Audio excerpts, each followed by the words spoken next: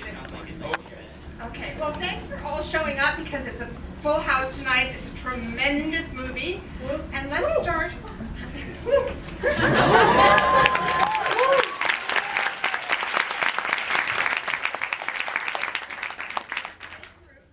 talked before about this movie, so I'm going to throw out a question that I know that you have an answer to, and then we'll jump to James. The movie is about grief and how people grieve differently. Tell me about that.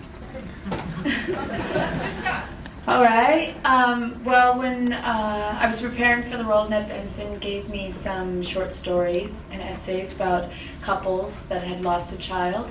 And something that I found that was really kind of moving and sad and definitely connected to this film was that in a lot of couples, the partners didn't know how to communicate to each other anymore. And many of the women who had lost their children wanted to erase their history and kind of like they had a lot of self-guilt and like they blamed themselves for what had happened. And a lot of the husbands wanted to fix it and just like maybe have a new kid and it was really tragic for a lot of couples. And most of the essays I read, they weren't able to survive it. So that was interesting to me, the idea of loving someone so much, but not being able to continue with them because every time you look at your partner's face, you see your grief, you see the child. You can speak. Do you want to talk a bit about that? About that topic? Is that how did you see the main theme as grief? Maybe not. I don't know what Ned would say, our director. I think one of the main themes is grief and how you deal with grief and how you heal yourself before you can heal a relationship, really. But Ned's always at length to say that the film's not about, he didn't want to make the film about the death of the child. He wanted to make the film about people healing themselves afterwards and moving forward and walking on with their lives. But for me, that child fueled every single thing that I did in the film, really, even as much as he can't talk about it. Partly because if he talks about it, he's going to admit that it's real, and partly because he's still got her. He can still hold on to her. And like Jessica said, if he's looking into her eyes, he can see him. She made him out of her body. Her physical matter created him, so that means he's still there-ish. And for him, I think he still believes that if he can keep the relationship whole and if he can hold on to Eleanor, he can hold on to him. And I don't think it's until Eleanor says, stop, hammer time. I don't think it's, sorry, Thank you. That entire speech was just a fucking wind-up. And it's not until she says stop and actually removes that arguably tangible and true link to Cody and arguably bullshit link to Cody, that he's forced to deal with the fact that kid's gone, she's gone, he can either pack up or he can move on as well. He can move on with his life, and so it's about healing as much as it is about being bereft. And I found it interesting that in the discussions with the fathers, because fathers play a big role in this, that you each have there's a moment where each of the grandfathers say, hey, we also lost a kid. And then, do you have any thoughts about that?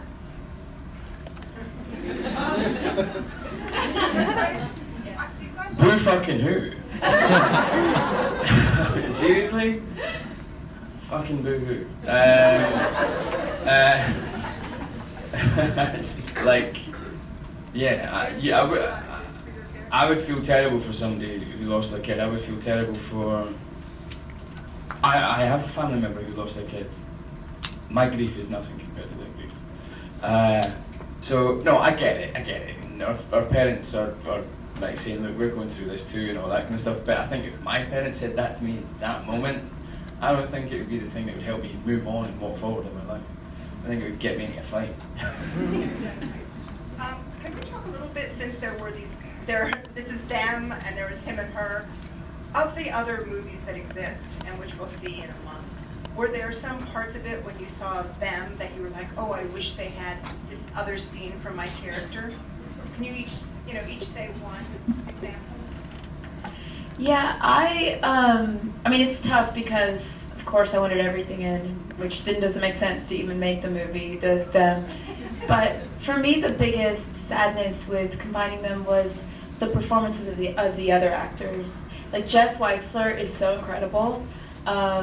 Kieran Hines has... It's so much more of him. Yeah. Don't they all, darling? Don't they all? You guys, Really sexy. I have to tell you, it didn't matter what scene we were doing. This was what I was working with. And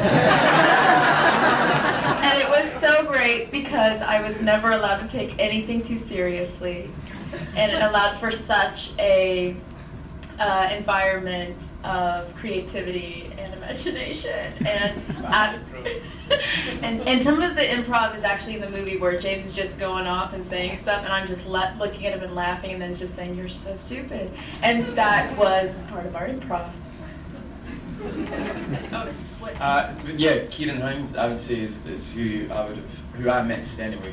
The relationship that my character had with him was so, for me, it was really beautiful. It was also the first thing I did in the movie. The first 4 days I had on the movie was Kieran and myself, and the day he left, he only had 4 days shooting, and the day he left, everybody was like, how can we carry on with this movie? The most charismatic sexual man in the world since Morgan Freeman has just left.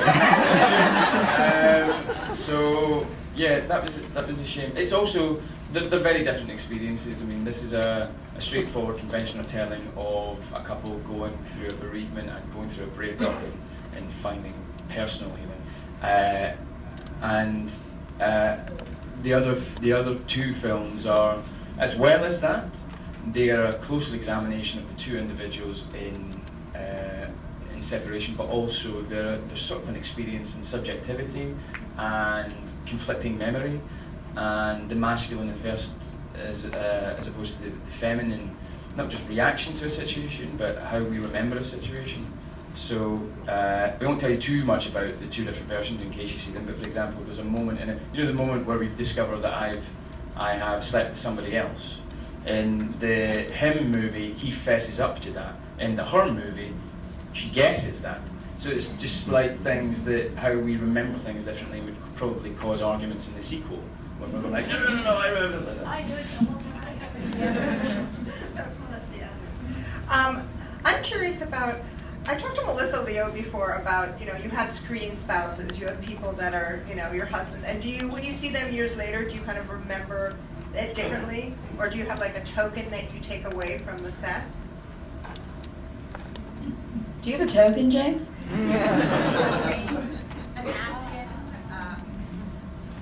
And I don't think I took a token from this film, except my everlasting friendship with Jessica.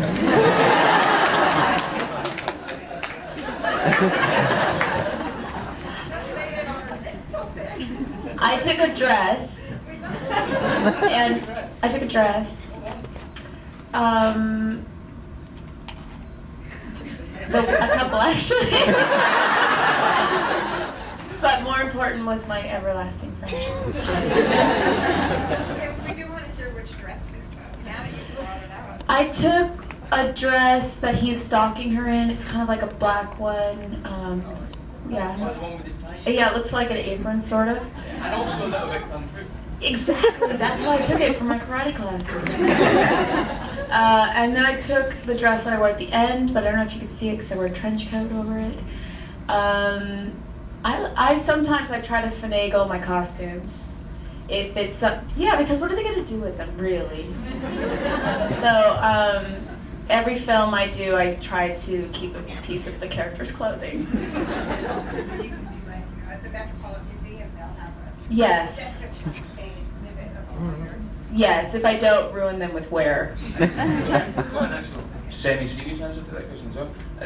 I do quite often take something from a set. Actually, I don't think I even thought about taking anything from this set. I think partly because this was one of the parts that I played that I think probably closest to me, and in who I am and the way I would react to a situation. I don't think I would try and suppress my feelings as much. Knowing myself, I'd probably cry a hell of a lot about it and want to talk everything out.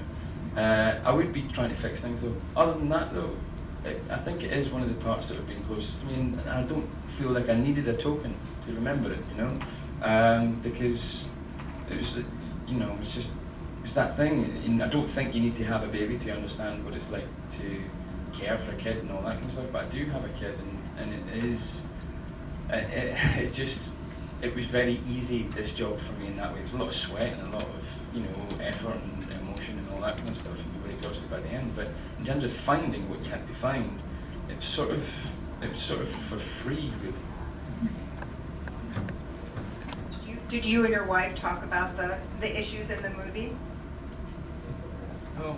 No? No, we try. We get sometimes a little bit annoyed when we're doing a lot of work at home because we're both actors, and it can just become a very dramatic home.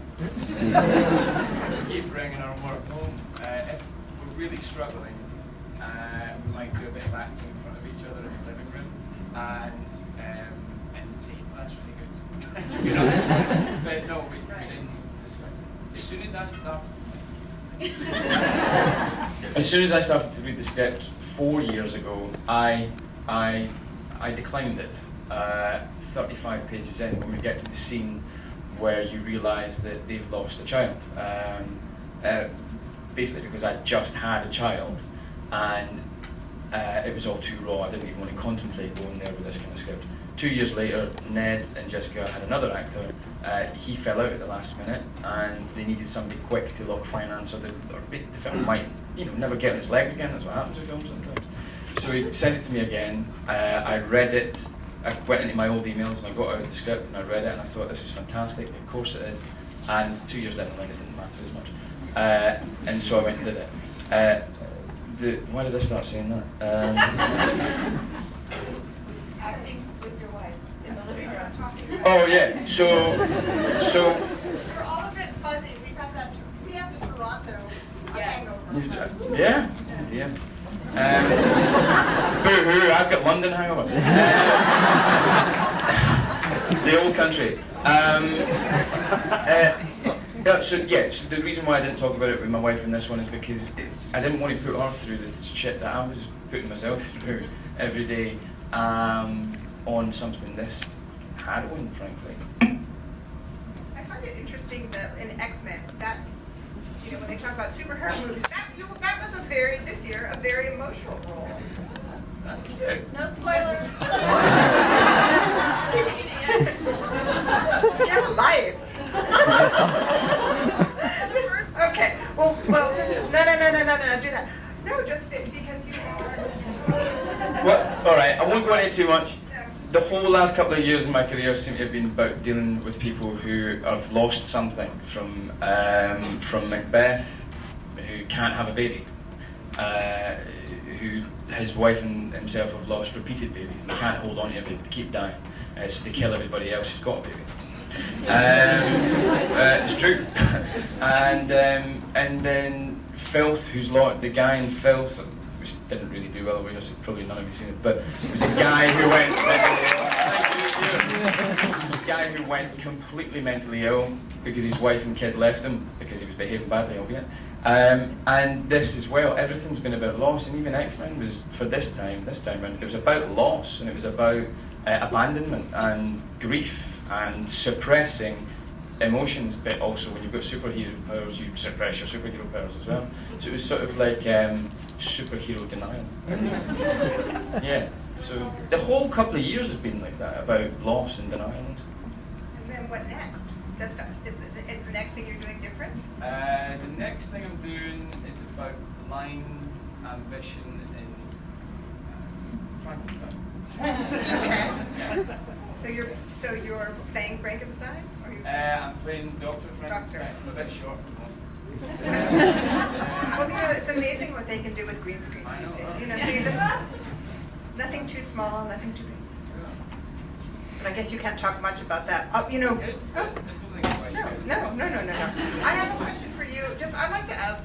We were talking the other day about roles for women and leading roles for women, and this is an amazing leading role for female role. But we also talked about how you've done a lot of horror movies, and it seems like there are in fact a number of opportunities for women if they play the lead in a horror movie. We talked about Sissy Spacek, and Nicole Kidman, Naomi Watts. And can you talk a little bit about that?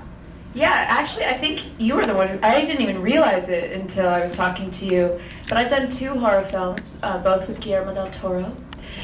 Yes. And I just saw. Sorry, was that a name? Yeah.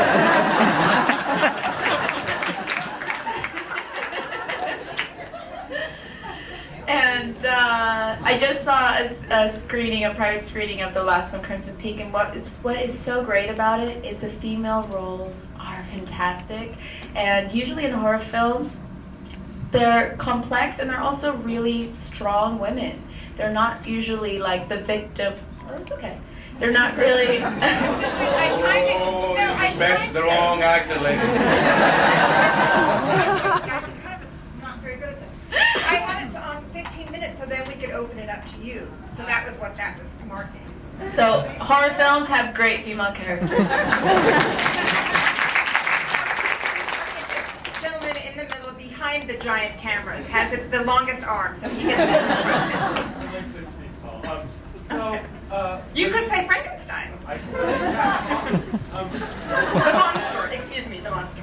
When you were working on this movie, this is the first time you got to work with Jess Wexler, who you went to Juilliard with, and you were reunited with Viola Davis, who also went to Juilliard, who you worked on The Help with. So how was it meeting up with them again in this different context? You also produced. And also William Hurt went to Juilliard. So we would like to, poor McAvoy. He was feeling so left out. Can I interject? Kieran Hines went to my drama school and started in Glasgow. Even though he's from Northern Ireland, he started in Glasgow acting. So we had a bit of I guess what happens with sports. We were showing up in our t-shirts. It was great. Jess Wexler and I went to college together, and the teachers put us in every single play together for 4 years. We got to act together. We're best friends. And then once we graduated college, we haven't been able to act together since, because it's very rare to have many female characters in a movie. And so to do this was fantastic. I love Viola Davis. I just think she's so great, and I loved seeing her in a role where she kind of is the comic relief of the film, which is great. Also, I know. Yes. I guess the comic relief of Eleanor's film. Stephen, do you want to ask a question? Sure. Hi. For the two of you, chemistry, we always hear about these chemistry reads now, and you obviously the two of you are terrific in this movie together. When you go and decide to do a movie, do you both insist on meeting your leading lady, your leading man, and make a decision? Have you ever turned down a movie because you didn't want to work with that person? The only specification that Jess had was that I shaved my ginger beard off. Otherwise, it was going to be, doobly ginge.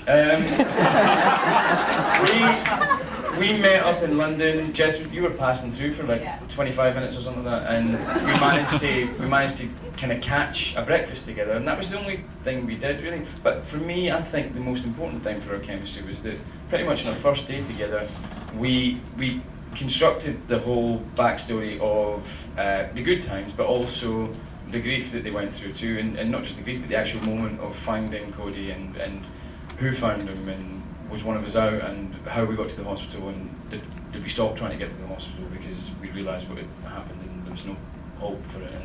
And so day one we sort of bared all, and we incorporated a lot of our own lives into that backstory as well, and we bared a lot of our own lives in that sort of conversation really, and Ned was involved in that too. But so day two we were quite naked, if you like, artistically. Well, not artistically, naked, and not actually either, but naked, sort of emotionally. We were able to be very vulnerable with each other, and we were going to have to be in this movie because it was about two people who have been vulnerable around each other their entire relationship and know each other, and really they're the only two people that could say these things to each other. You know? I have I've passed on a film before when I didn't think I was going to have very good chemistry with the person, because for me I put everything off on the other person. I'm such a like reactive actor. I'm not. My performance is really depending on the other person. So if it's not quite working. Do I feel that? Well, I just think she was lucky to have me. So no, I really don't think that. I know what you're saying. I don't think you're a reactive actor, but I think what I love about working with you is that I've said before in other movies, you know, your performance can be entirely in the eyes of the person acting with you. And the first time we rehearsed, I thought, holy shit, she does that as well, and she's like, you're totally connected.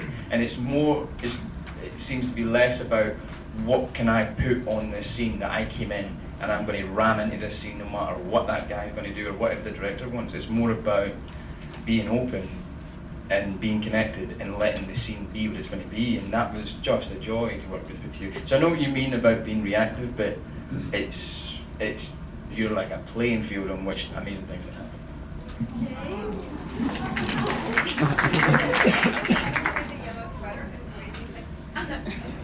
Sorry, I lost my voice. I'm gonna try. I'm in theater school. First, I just want to tell you, yes, you're my absolute favorite actress.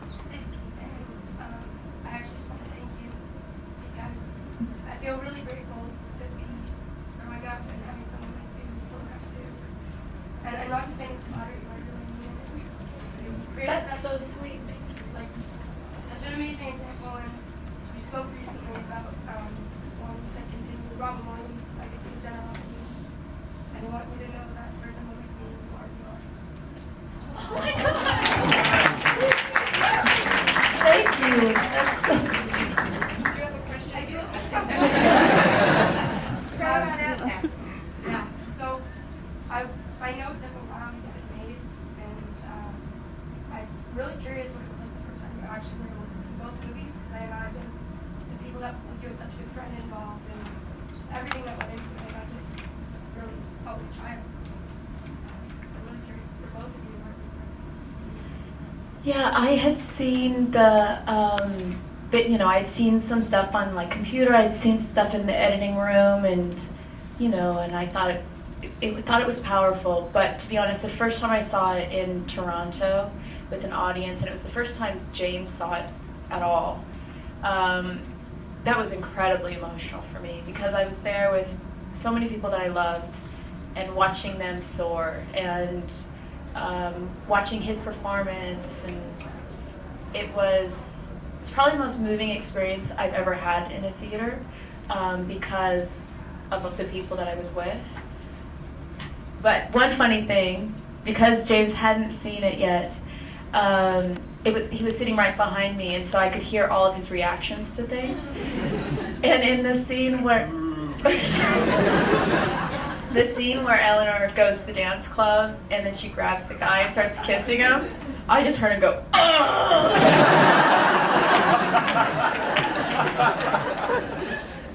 When you get prime beef.